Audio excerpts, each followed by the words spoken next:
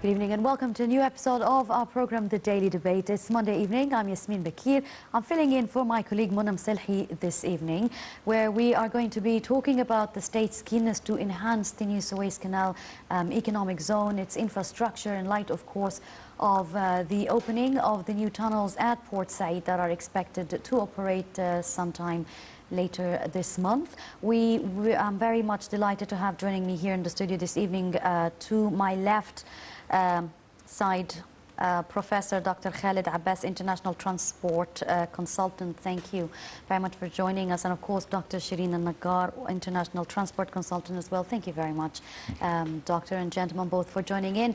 We are going to talk more about the importance of this new industrial zone and what does that mean for Egypt and how we can promote Egypt's economic or industrial zone, not only in the region, in the Mediterranean, but to the entire world in terms of maritime as well. Dr. Nagar, I'm sure you have a piece of news for us.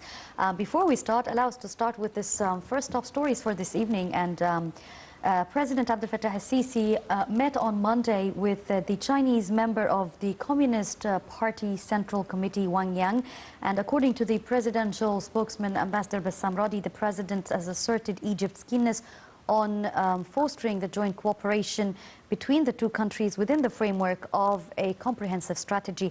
The president reiterated that achieving development is considered the most efficient means to face terrorists and extremist ideologies alongside with the security efforts. For his part, the Chinese official hailed the Egyptians' key role in maintaining the region's security and stability, also praising the country's development process, which he said provides investment opportunities to the Chinese companies.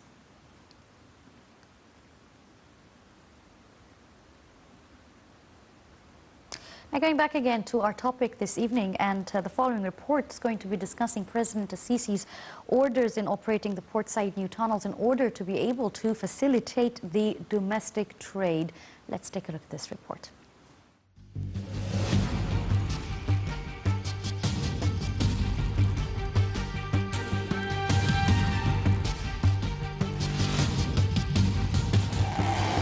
تحية تقدير واحترام لبطل حقيقي. البطل ده هو مصر وشعبها. الحكاية مش حكاية لا حكومة ولا قيادة، ده حكاية كل مواطن في مصر. أكرمت مصر وشرفت مصر وعزيت مصر. أنتم قتلتم. فالشرف كل الشرف والكرامة كل الكرامة والفضل كل الفضل لله سبحانه وتعالى، ثم ليكم أنتم. شرفتوني وأكرمتموني وعزتوني ورفعت راسي قدام الدنيا كلها باللي انتوا عملتوه. والله والله والله لن يستطيع أي رئيس يقف مكاني هنا إنه يقدر يعمل حاجة بدونكم. لن يستطيع.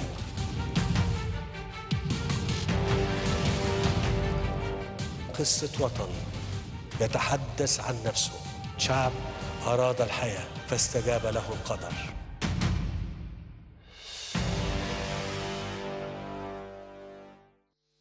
President Abdel Fattah al-Sisi urged state institutions to continue developing the capabilities of the General Authority for the Suez Canal Economic Zone.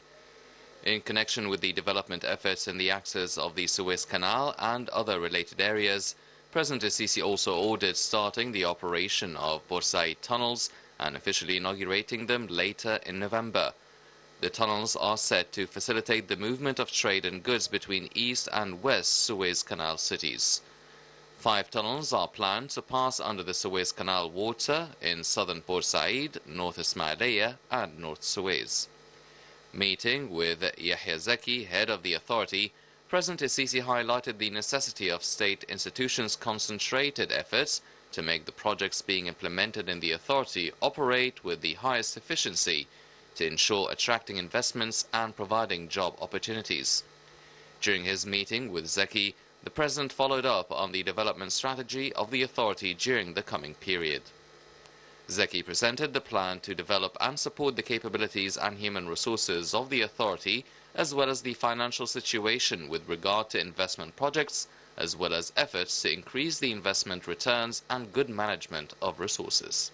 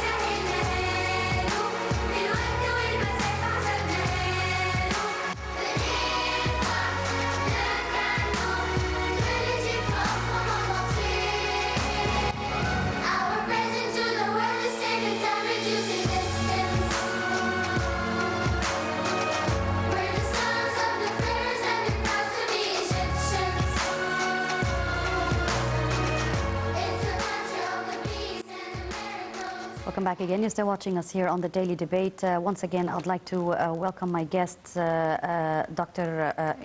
Professor Khaled Abbas, International Transport Consultant, and Engineer Shireen Nagar, International Transport Consultant. Thank you both for joining me. And I usually get a bit shy to see who I'm going to start with, but I'm going to pose the same question for both of you. Gentlemen, please feel free to both share your ideas and analysis on, if we want to start by talking about today, what is the importance and the significance of establishing a new Suez Canal on a logistic level? What does it mean for the trade and infrastructure, for Egypt's economic cycle in general? What can you tell me?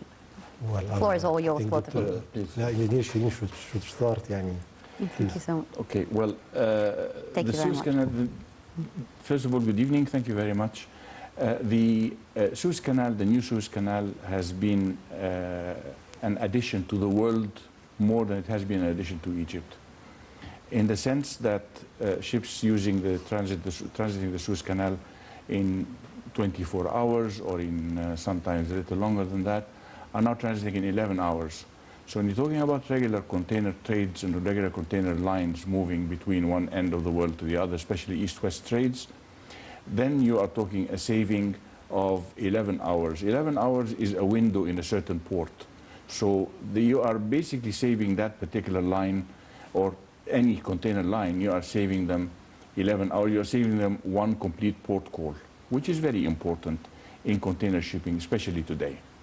The benefit that the Suez Canal should yield to Egypt is totally different. And I very much regret having to say that we have not made any, or not taken much advantage of that as yet. The reason being that we still need a lot of restructuring in the maritime transport sector, because the Suez Canal is not on its own.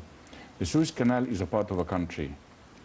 And if we are to build up a good logistics center, a strong and a powerful world-class logistics and maritime hub, you must have harmony between the various parties involved in the Suez Canal transit, in the Suez Canal economic zone, in the Ministry of Maritime Transport, and in the Ministry of Public Sector. Why am I calling all these ministries?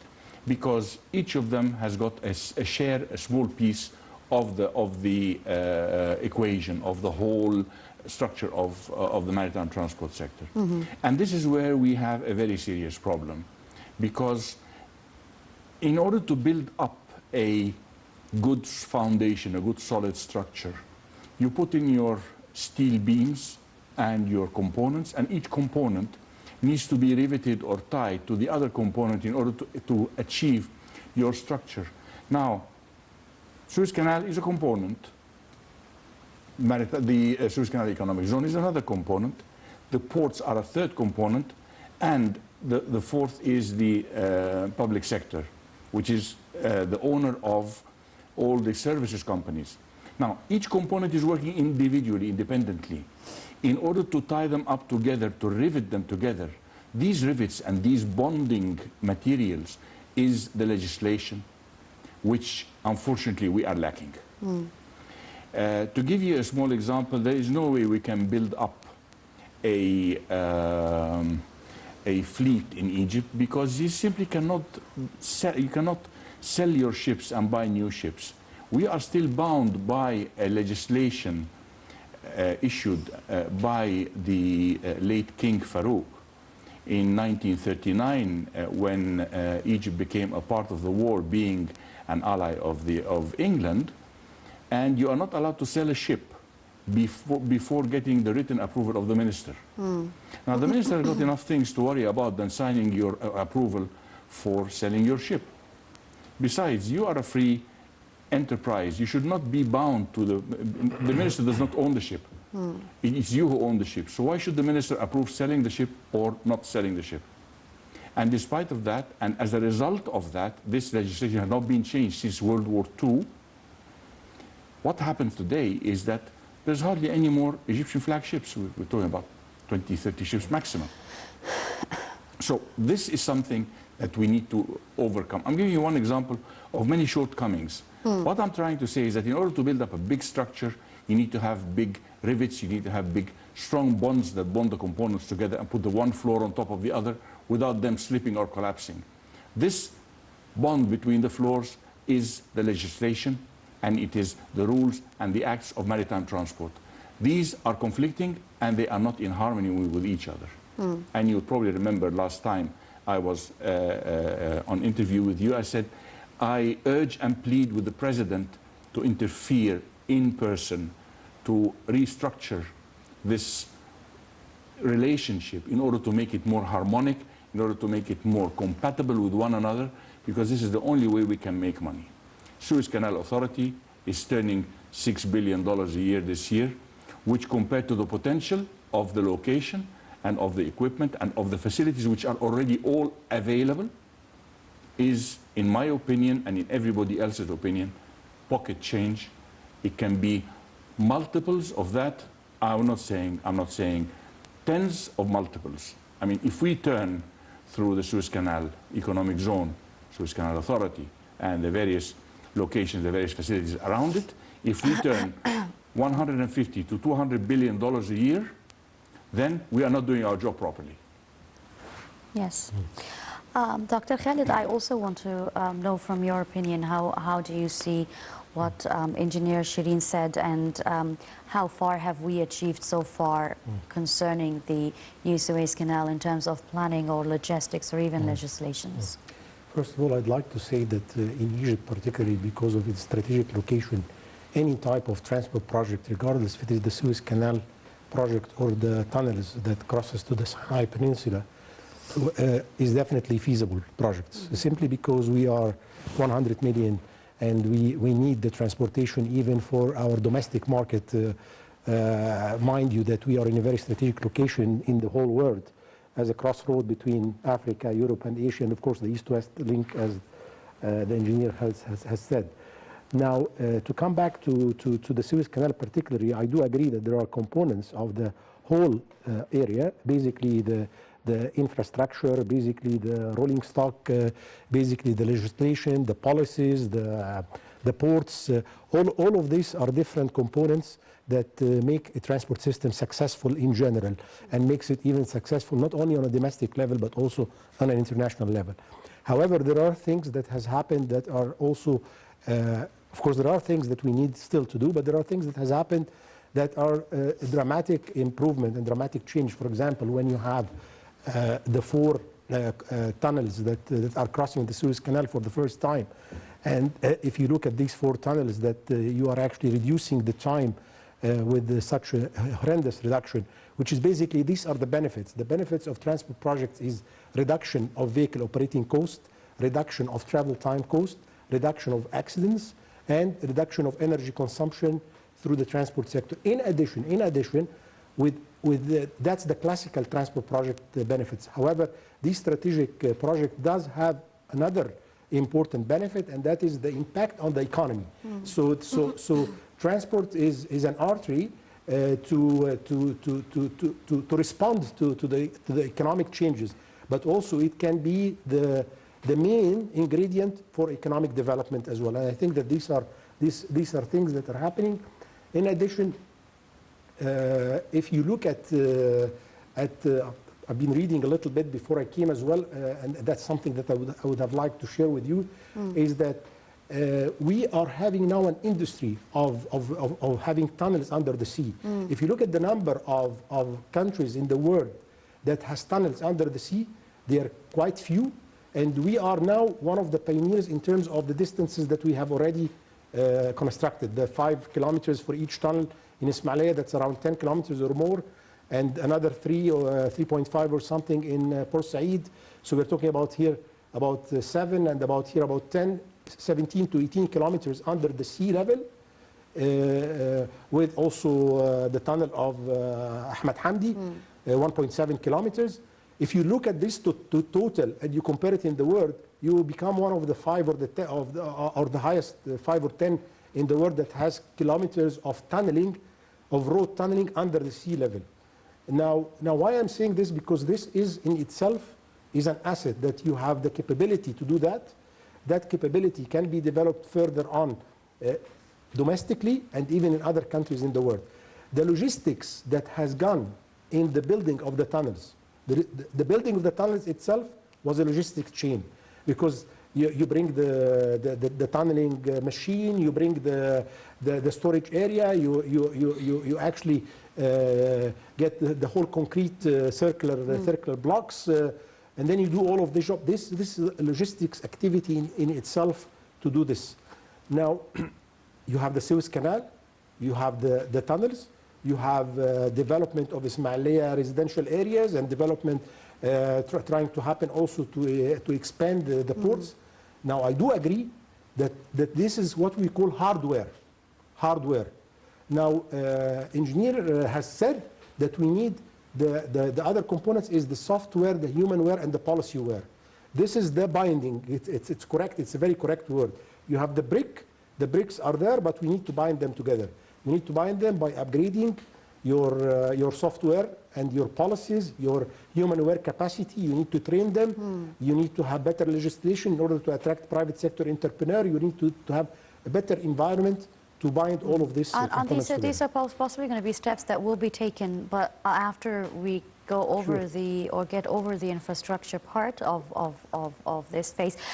Engineer Shireen, going or being an international or a regional maritime hub is also on top of the priority list for Egypt, especially with regard to the new Suez Canal economic zone in particular. I believe you have a piece of news you would like to share with us concerning that. Well, there has been several visitors of top-level shipping consultants in the world, like the chairman of the Baltic Exchange, for example. They visited over here amongst a delegation which was basically all in agreement that Egypt has got such phenomenal potential, which is unfortunately not underutilized but is unutilized.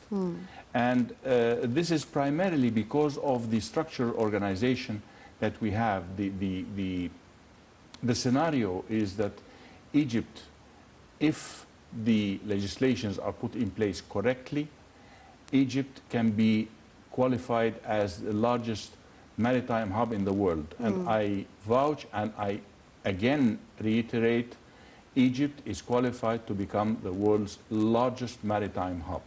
You're talking about the Suez Canal transits alone is something in the vicinity of 20,000 to 22,000 ships a year. That is one aspect. Now, if you look at the amount of services that you can provide to a ship in supply of fresh water, for bunkers, for food, for provisions, all that, if you earn $1,000 per ship transiting the Suez Canal, you're already $22 million a year just by supplying some peanuts and some very cheap stuff. Imagine if you have the proper hubbing where you are saying, okay, fine, I can provide ship service, I can provide ship repair, I can provide ship dry docking, I can provide. Egypt is a hub, Egypt is a central location. And we have so many shipyards. Those ships going up and down the Suez Canal all the time are using the hubs. If you have a close hub, you can easily discharge your container ship, dry dock her, give her all the repairs she needs, and get her back into service inside a week, for example, or 10 days or whatever. That depends what the job requires. And then you can go back and reload the ship with other containers and distribute to other destinations. In Egypt at one stage, when Damietta started as the first hub in Egypt in the Mediterranean and within the Mediterranean, one of the very, very first hubs in the Mediterranean, Damietta started by distributing to 22 locations in the Mediterranean and Black Sea and similar number of locations in the Far East. So we qualify, we have the know-how to do it. The problem is that the legislations, I mean, you can't go in and you want to repair a ship, for example, and then the customs comes up and tells you, oh no, to take this particular component out for repair, you need to put up a bond of $500,000. Now, not every shipping company or not every ship repair shop has $500,000 to spare to put in a guarantee. I'm just giving you one example of many. There is so much red tape, there is so much routine, and I mean, you need to break that routine by every and any possible means you need to break it. Yes, and you said about the next March possibly there will be an international conference. Next March we are aiming for a conference. That international conference will be including all maritime sectors in Egypt. It will include the Suez Canal. It will include the Suez Canal zone. It will include, it will invite those entities. The Maritime Transport or the Ministry of Maritime Transport or Ministry of Transport as such. The Ministry of Transport will also be hopefully involving the rail network. What we are trying to achieve here is to create an international multimodal transport conference that will say, okay, fine, transport today is not just a ship, or it's not just a train. It is all of those. It's a ship, it's a bus, it's a train, it's even a bicycle. So you have to know how to combine all these together, to fit them together. Now, this conference will include some of the world's largest and most experienced entities from various countries in the world. And the idea, the target of this conference is that Egypt, a world maritime hub, a world-class maritime hub. Now, be it the Suez Canal, be it cruise passengers coming back to Egypt, which is now imminent. Now, and also this is a piece of news which I'm very happy to say, that cruise shipping, the mega cruise operators have started to look seriously again at Egypt. They are feeling that security is something very stable now in Egypt. They don't have people being attacked, or they don't have ships being attacked or anything like that.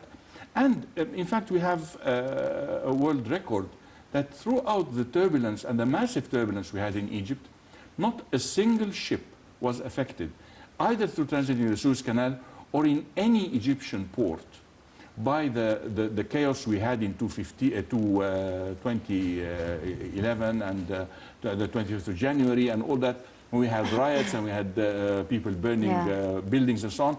None of that affected the maritime transport sector or the Suez Canal at all. Yes.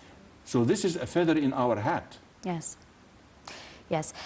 Dr. Khaled, the new Port Said tunnels are definitely going to be an addition. How are they different? What else, what kind of services will they be providing in terms of transportation other than Ismailia tunnels and, of course, the Suez tunnel? Okay.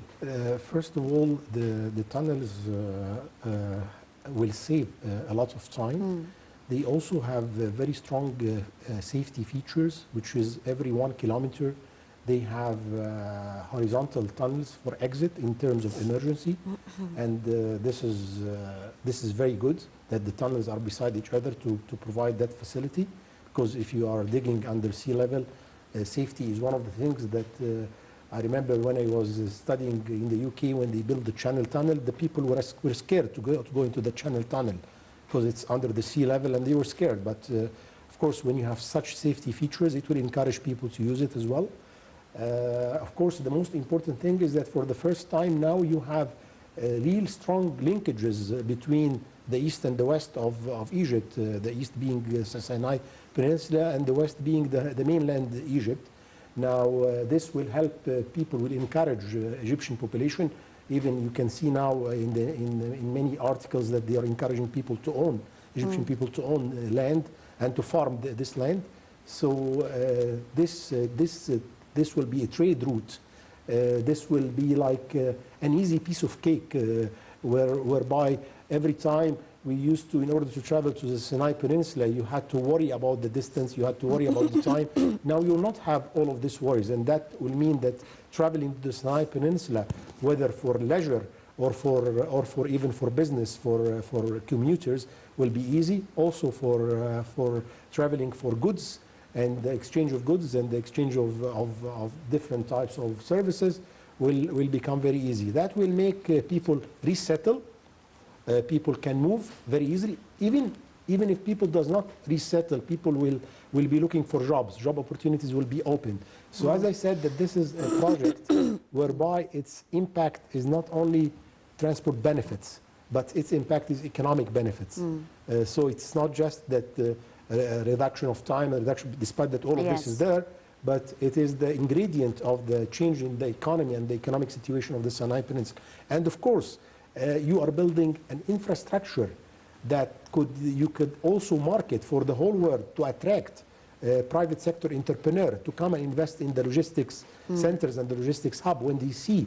I mean, private sector does not come and invest a lot in infrastructure. They can invest in operation more because infrastructure is very lumpy and very risky for them. So when you invest in such infrastructure, you show to the whole world that you are serious and you are investing this infrastructure to attract them to come and start doing business, start doing companies, and start operation in the whole Suez Canal development area and zone. Yes, very well. We will be talking, of course, about the job opportunities that will be created with the new Suez Canal economic zone, which is going to be at least 1 million different job opportunities. We're going to talk about the countries worldwide that are rushing in the new Suez Canal to book a space or a slot to be to take part of this new economic development here in Egypt. Right after this report, please, gentlemen, allow us to go out to this second report. We'll be right back.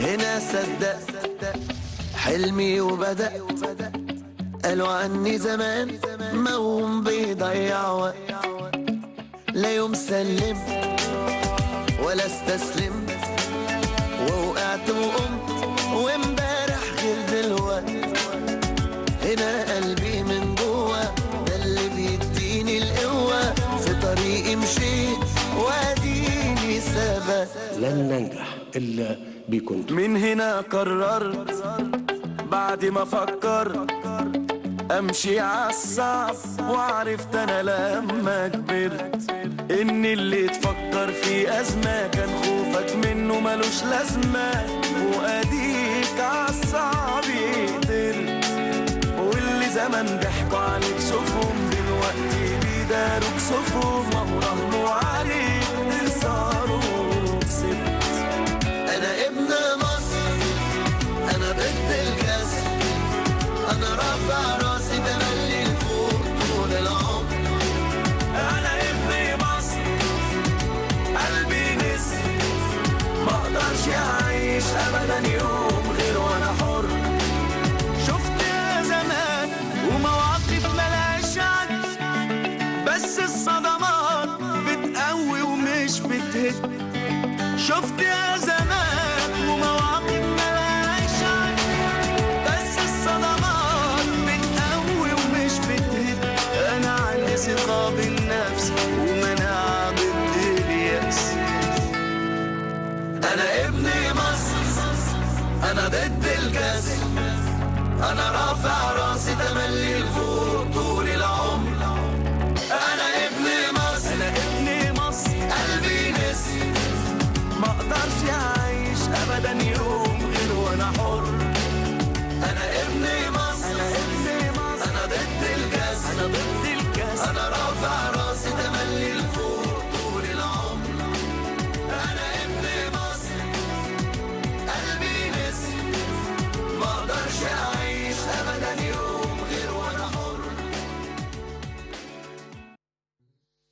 The political leadership in Egypt pays much attention to the Suez Canal economic zone to have an influential role on the map of global investments.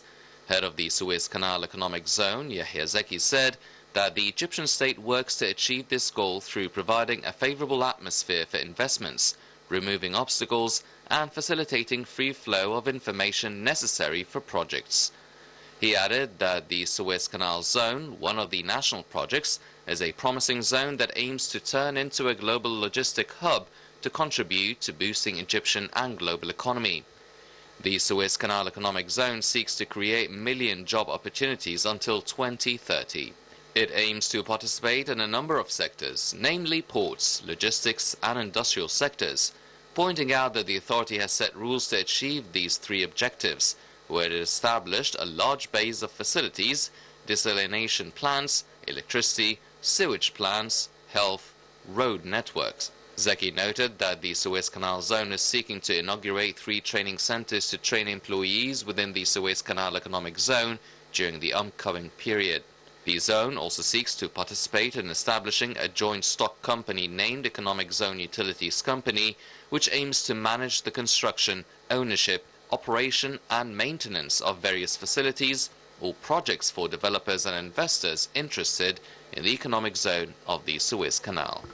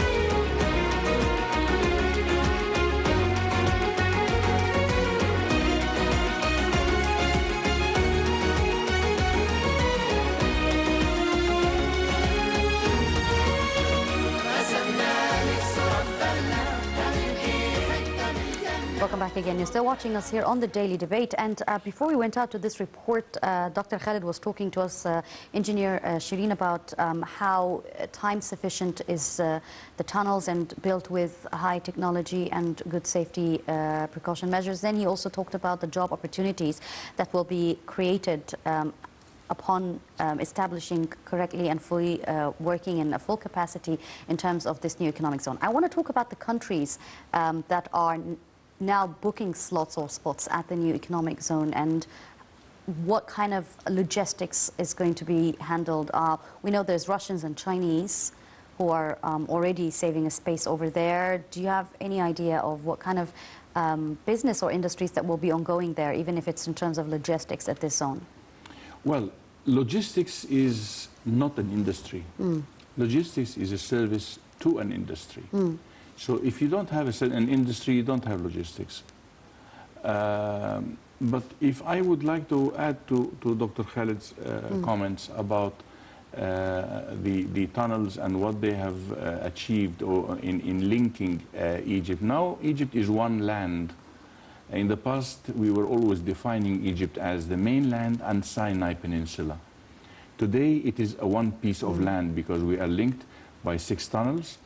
And these tunnels are very efficient and they are very modern and they are going to reduce the time tremendously, the travel time, which is, for one example, Sinai North, there are certain fruits that are grown in Sinai Peninsula that you cannot find anywhere in the mainland in Egypt. In quality, in flavor, in everything.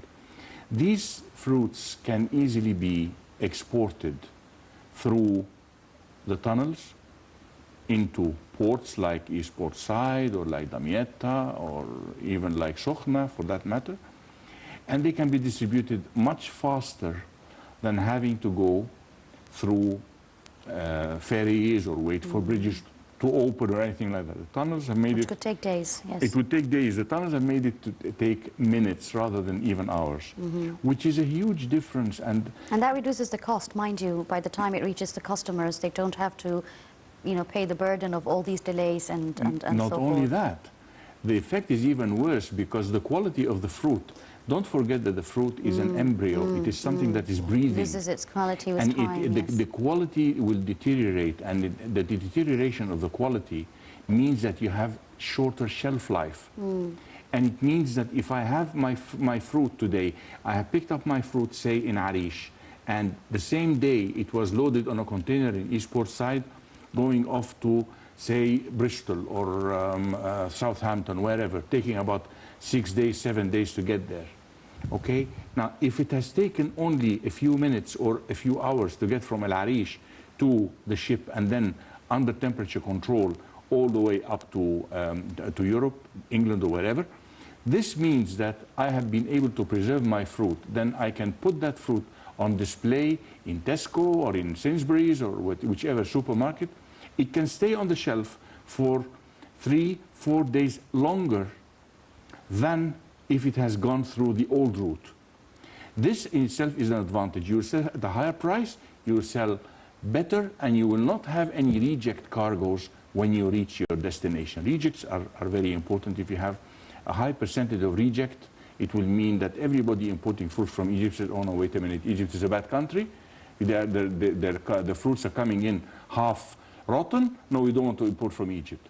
But if you have good fruit and you have properly preserved, moving timely, you will get a better shelf life, you will get a better price for your fruits, and you will also be able to build up a name for your produce all over the markets you are targeting.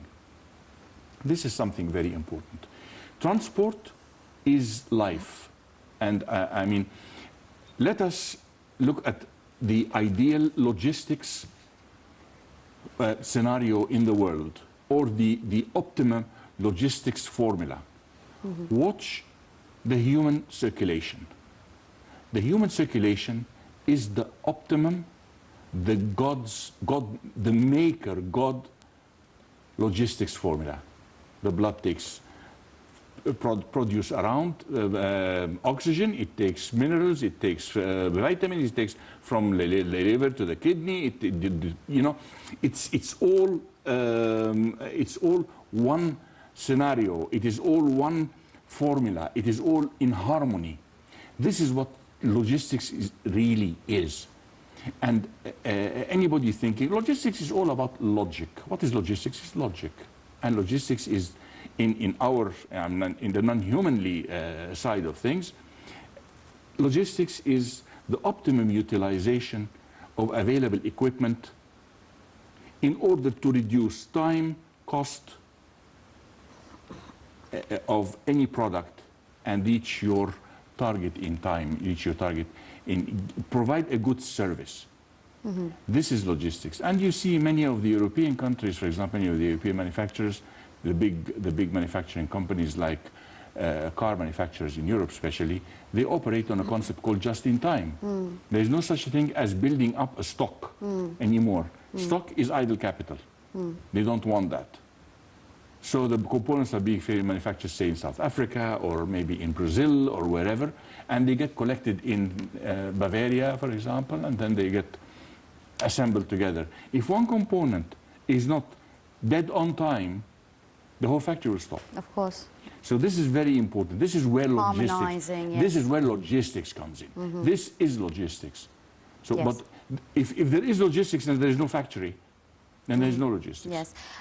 Yeah, part of the report also, Dr. Khaled was talking about at least 1 million job opportunities will be created from this new Suez Canal economic zone until 2030. So we're talking about labor force, right? And we're talking about human resources. Yes. So tell us more about that. Let me just emphasize the engineer said that about the fruits as an example, but who will cultivate the fruits? It's also the beauty of the tunneling is that it will allow people, even if they don't want even to move to the Sinai Peninsula, they can still work in the Sinai Peninsula. Yes, of course. So by just crossing in 20 minutes to my job opportunity in the Sinai Peninsula, I have two options. Either I will settle beside my job opportunity there, or either I will even commute to my job opportunity, and this is quite legitimate. I mean, in England, people commute even for 1 or 2 hours for their job opportunities from one city to another. Now, the commuting of the human wear, of the human resources, which is, and the labor,